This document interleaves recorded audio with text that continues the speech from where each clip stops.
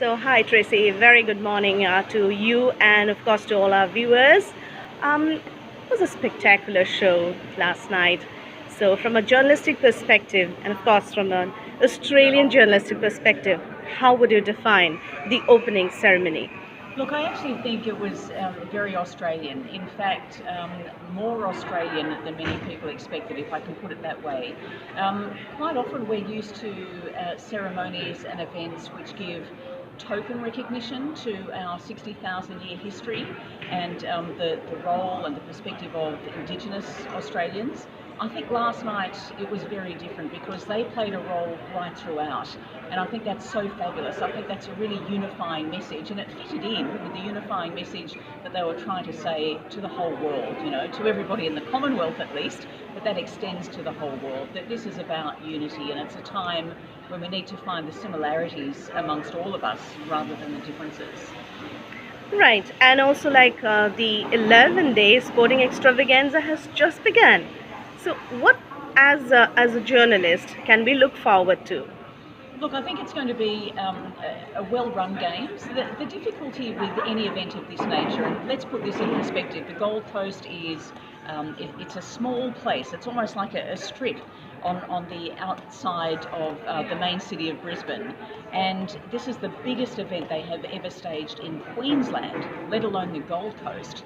So there'll be the normal challenges. Transport will be a challenge, perhaps Wi-Fi access in some places will be a challenge for working journalists. But for most people who are coming to see a game, see the Commonwealth Games and see some great athletes from around the world, I think the competition itself is going to be fabulous. And we saw that with the teams marching into the opening ceremony. Everybody is geared up, everybody has sent a great team, everybody's looking forward to this competition.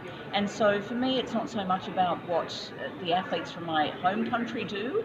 It really is taking a look at how every other country is doing and how they're improving, and how their stature, their standing in world sport is always on the increase.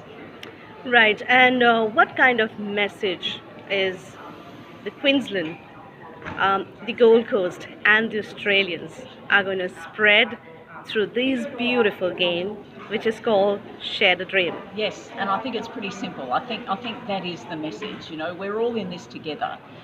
We know when we look around the world, it's a pretty fractured place in so many respects.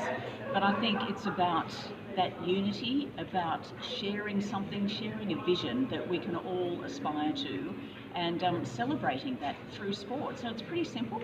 I think it's have fun. I know the people here have been very welcoming, and the volunteers have been fantastic, so there's lots of smiling faces around, and I hope everybody goes home with that message foremost in their mind. Share the dream, let's be in this together, and let's look at the good things in the world, and sport is one of those good things.